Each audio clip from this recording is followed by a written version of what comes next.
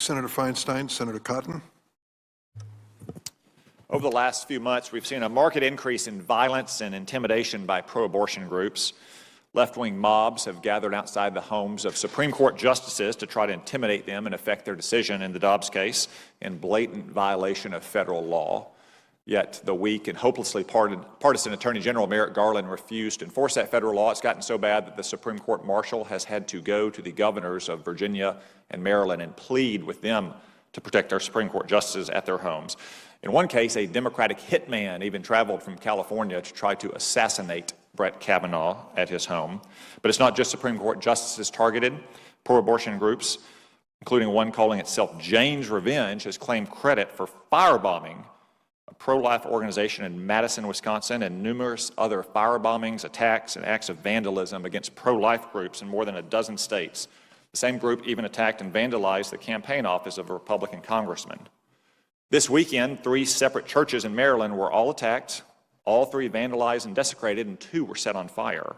Those attacks are currently under investigation, but are also believed to be related to pro-abortion causes and groups. I'd like to ask each of you, starting with Lieutenant Governor, do you condemn the violent attacks, firebombings, and vandalism by groups like Jane's Revenge?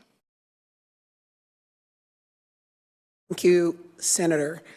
Let me just say, I will emphasize that violence against anyone is wrong, and no one should experience threats to their safety or their well-being. But I would also urge everyone to bring the same energy to the attacks that are taking place against abortion providers and clinics. All across the board, violence is unacceptable. And we know that we are seeing violent acts as well as threats and attacks also on abortion providers and clinics. And that also needs to be addressed with that same energy. We know that arson, bombings, assaults, which have increased exponentially, stalkings have gone up 600% since 2020 against those that are abortion providers. So, no, I condemn any acts of violence and absolutely do not believe anybody should be experience threats to their well-being and safety. But that should apply equally across the board, and everyone should be working just as hard to make sure that abortion providers and clinics also get that same protection. Thank you, Ms. Harley. Again, first timer. I do condemn all violence, and I would just note that abortion is an act of violence against the most innocent and vulnerable human beings. Thank you. Professor? I condemn violence, and I would like to note that forced birth is an act of violence as well. I have some additional statistics to share. There's been a 450% increase in blockades at clinics that provide abortion services, a 163% increase in the planting of hoax devices and suspicious packages at clinics that provide abortion care, 129% increase in invasions at clinics that provide abortion care, and 128% increase in assault and battery. So yes, we should keep that same energy across the board and protect everyone who's providing abortion care. Ms. Matsky?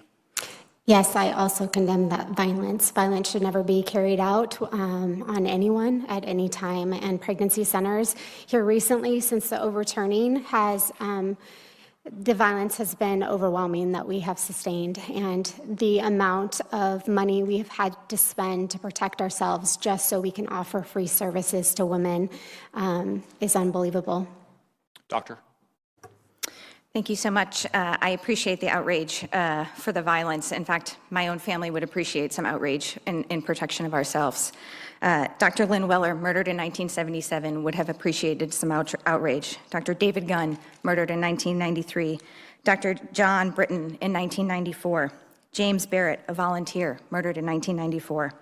Shannon Lowney, murdered at the age of 25 in 1994. Leanne Nichols, 38, murdered in 1994.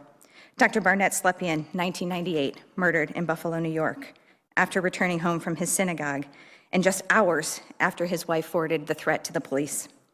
Robert Sanderson, an off-duty police officer at a clinic, murdered by who everyone now knows as Eric Rudolph in 1998.